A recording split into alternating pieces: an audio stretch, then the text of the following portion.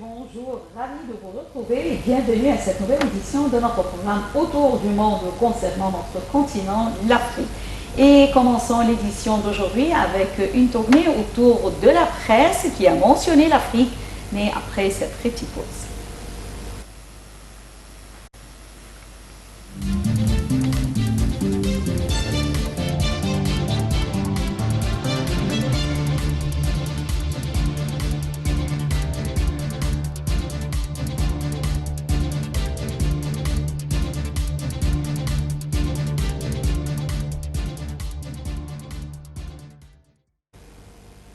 Et commençons notre revue de presse avec le courrier international qui titre « Sous la pression des pays ouest africains, la junte au pouvoir, depuis le coup d'État, le 18 août, a accepté de restreindre les attributions du nouveau vice-président de la transition. L'enjeu, que les sanctions économiques imposées au pays soient levées au plus vite. » Il y a un mois et demi, alors qu'ils contraignent Ibrahim Boubacar Keïta à démissionner de la présidence du Mali, les putschistes étaient acclamés dans les rues de Bamako. Et enchaînons avec la Radio France Internationale. Pendant des mois, la Somalie s'est déchirée sur l'organisation du scrutin parlementaire et de la présidentielle. Alors que le pays était de plus en plus instable, un accord a été trouvé il y a 2 semaines, adoptant un nouveau modèle électoral et le gouvernement a publié le calendrier des élections à venir.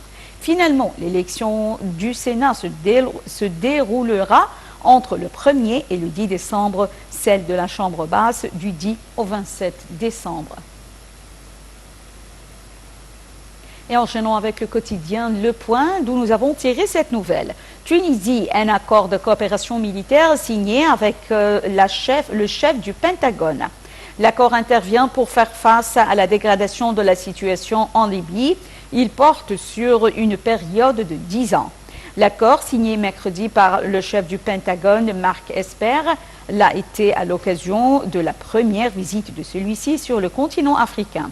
Il souligne un rapprochement pour faire face à la dégradation de la sécurité en Libye. Portant sur 10 ans, il est une manifestation concrète du rôle des États-Unis auprès de l'armée tunisienne qui s'est développée ces dernières années. Et retournons à la Radio France Internationale où nous lisons « Depuis la validation de la candidature d'Alassane Ouattara pour un 3e mandat et le rejet de celle de Guillaume Soro et Laurent Gbagbo, entre autres, l'opposition n'entend pas rester silencieuse face à ce qu'elle qualifie de forfaiture. Ce samedi, à Cocody, le PDCI a tenu une réunion pour dénoncer la situation politique et organiser les prochaines mobilisations de la désobéissance civile.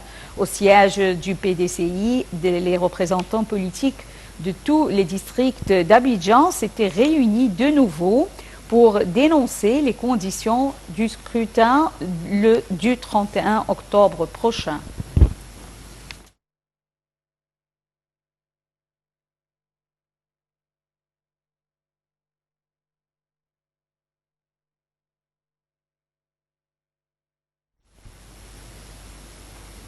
Le gouvernement soudanais de transition et des chefs rebelles ont signé samedi 3 octobre à Juba, capitale du Soudan du Sud voisin, un accord de paix historique qui doit mettre fin à 17 ans de guerre meurtrière. L'accord est composé de 8 protocoles traitant de la priorité foncière, de la justice transitionnelle, des réparations et compensations, du développement du secteur nomade et pastoral, également du partage des richesses et du pouvoir et du retour des réfugiés et déplacés. Le point avec Shamseneni. Le gouvernement de transition soudanais et des chefs rebelles ont signé samedi 3 octobre à Juba, capitale du Soudan du Sud voisin, un accord de paix historique qui doit mettre fin à 17 ans de guerre meurtrière. Les diplomates tchadiens et d'autre part, et notamment de l'Égypte, de l'Union africaine et des Nations unies, ont également participé à la cérémonie. Les autorités de Khartoum, un pouvoir de militaires et de civils mis en place après une révolte populaire, ayant mis fin en avril 2019 aux 30 ans de dictature de Omar el-Bashir, ont fait de la paix avec les rebelles leur priorité. Sous le régime d'al-Bashir, les rebelles issus de minorités ethniques s'estimaient marginalisés dans un pays confronté à une grave crise économique et ont notamment été amputés des 3/4 de ses réserves de pétrole depuis l'indépendance du Soudan du Sud en 2011. L'accord est composé de 8 protocoles traitant de la propriété foncière, de la justice traditionnelle et transitionnelle, des répartitions et compensations, du développement du secteur nomade et pastoral, du partage des richesses et du pouvoir, et du retour des réfugiés et des déplacés. Il stipule que les mouvements armés devront à terme être démantelés et que leurs commandants devront rejoindre l'armée régulière qui sera organisée pour être représentative de toutes les composantes du peuple soudanais. Ces protocoles avaient été paraphés début septembre par le gouvernement de transition et certains groupes rebelles. Deux factions, celle d'Abdelaziz al-Hilou et celle d'Abdelwahid al-Nour, leader historique de l'armée de libération du Soudan, n'avaient pas alors souhaité de signer. Des cris de joie ont salué chacun des représentants du gouvernement de transition soudanais et du Front révolutionnaire du Soudan, une alliance de 5 groupes rebelles issus de Darfour, du Kordofan Sud et du Nil Bleu, venus signer en grande pompe un texte paraphé le 31 août. Nous avons conclu aujourd'hui un accord de paix. Nous sommes heureux. Nous avons accompli notre mission, c'est ce qu'a déclaré, peu avant la signature, le Sud-Soudanais Toutkwi Gatlawak, un des médiateurs. La cérémonie s'est déroulée à Juba, la capitale du Soudan du Sud, pays dont les dirigeants ont combattu durant environ 3 décennies, ceux de Khartoum, avant d'obtenir leur indépendance en 2011. Le vice-président soudanais Mohamed Hamdan Daglo, un commandant de milices paramilitaires au Darfour, plus connu sous le nom de Hemeti, a signé l'accord au nom de Khartoum. Il était entouré du général Abdel Fattah al-Burhan, président du Conseil souverain, et du premier ministre Abdallah Hamdouk.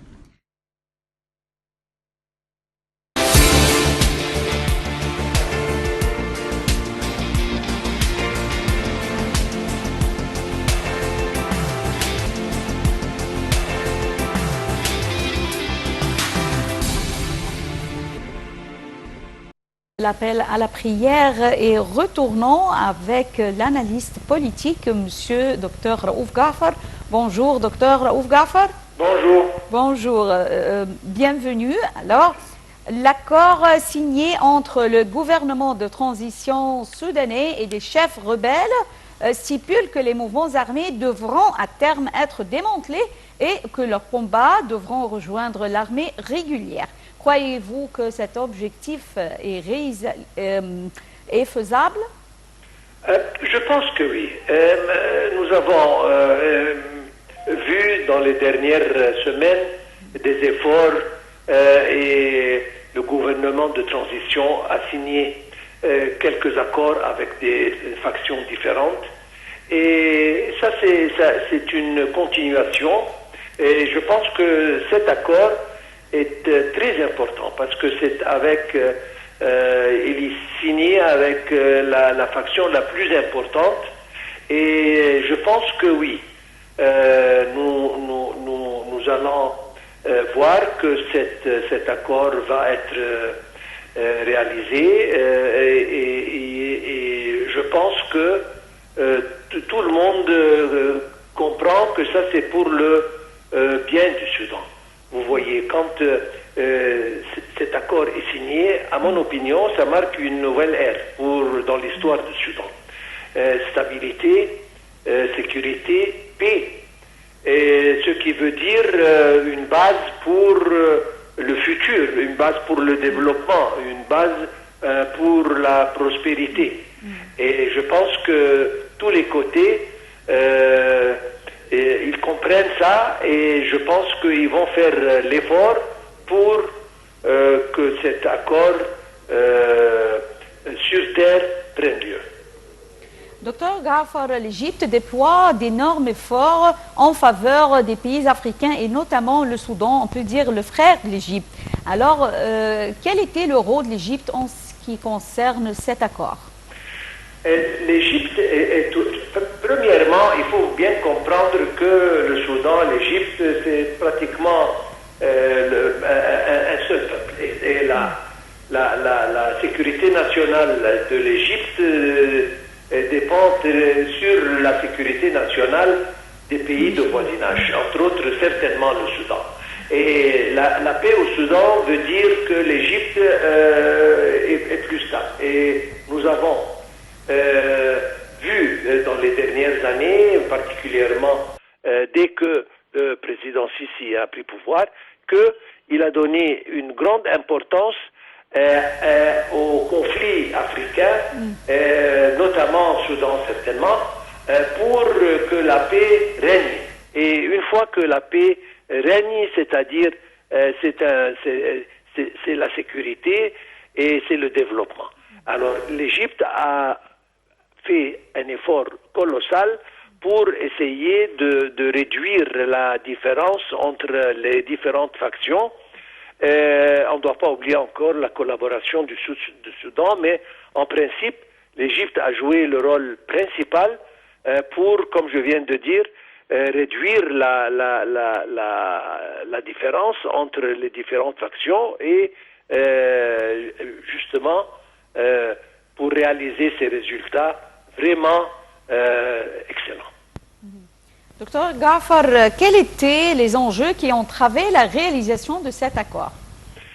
Nous savons tous que le Soudan a subi dans les dernières années, particulièrement avec le gouvernement passé, des problèmes internes à n'en plus finir. Et il y avait toujours des conflits, il y avait toujours des problèmes, il y avait même des je ne veux pas dire, mais des guerres civiles. Et nous étions sur le point d'une subdivision du Soudan, etc. Mais grâce à Dieu, les situations ont changé. Il y a maintenant un gouvernement de transition qui gère les choses d'une façon raisonnable et ça commence à devenir de mieux en mieux.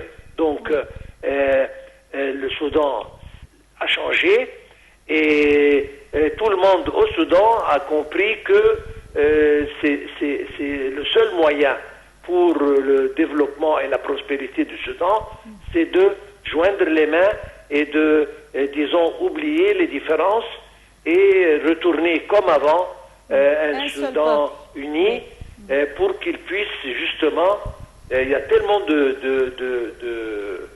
problèmes, il y a tellement de défis qui nous entourent, alors il faut que le Soudan se réunisse pour vraiment commencer à se développer. Et ça c'était avec l'effort de l'Égypte, mais toutes les factions du Soudan ont réalisé que ça c'était le seul moyen. Et c'est pour ça que nous espérons bien que ces accords vont être réalisés et que la situation va changer pour le mieux pour le Soudan.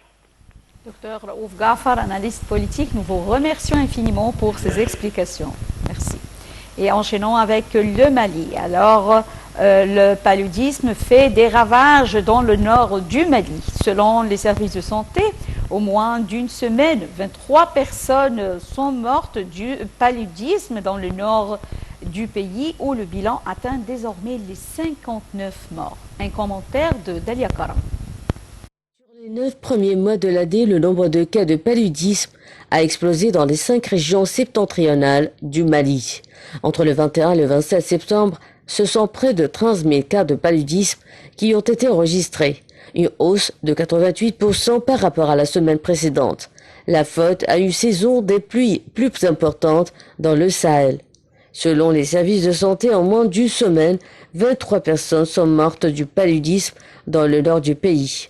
Le bilan dans le nord du pays atteint désormais les 59 morts, une hausse de contamination constatée par les services de santé communautaire. Dr Mamadou Sogare du centre de santé communautaire d'Ageloc, dans le cercle de Tessalit, explique qu'auparavant on pouvait faire 8 mois sans avoir juste un cas de paludisme confirmé dans leur commune. Mais pratiquement en 2 semaines, on a reçu plus de 250 cas de paludisme confirmés, ajoute-t-il. Donc vraiment, c'est incroyable et vraiment, il ne faut pas négliger ces taux-là, alerte le docteur. Faute de lit, de nombreux malades sont forcés d'attendre dehors, à même le sol, pour recevoir les soins. Une situation d'autant plus préoccupante que la maladie touche particulièrement les enfants en bas âge. Les moins de 5 ans représentent plus d'un quart des contaminations. À Kidal, les services de santé peinent à accueillir les patients. La situation sanitaire aujourd'hui à Kidal est très alarmante vu l'afflux de patients de cas de paludisme dans toute la région. L'administrateur du centre de santé de référence de Kidal affirme que la situation sanitaire aujourd'hui à Kidal était très alarmante vu l'afflux de patients de cas de paludisme dans toute la région. Il a ajouté que les structures sanitaires sont vraiment débordées par les patients et qu'il constate aussi un nombre de décès importants dus aux cas graves de paludisme. Avec la crise du Covid-19, les fonds dédiés au paludisme avaient dû être orientés pour faire face à la pandémie. Or, l'assainissement des zones humides, le débroussaillage, l'assèchement des flaques, la distribution de moustiquaires ou encore la sensibilisation des populations, ça demande de ressources, explique le responsable santé du Comité international de la Croix-Rouge au Mali. Désormais, le paludisme devient lui aussi une urgence dans le nord du Mali.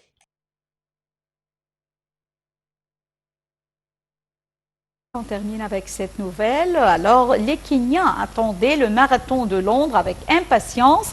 En effet, c'est l'occasion de voir briller leurs athlètes une nouvelle fois à Londres, malgré la pluie et le mauvais temps. Dalia Karam nous donne plus de détails et je vous laisse avec ce commentaire signé notre collègue Dalia Karam. Très bonne journée et merci pour votre fidélité à Nal TV. Bonjour.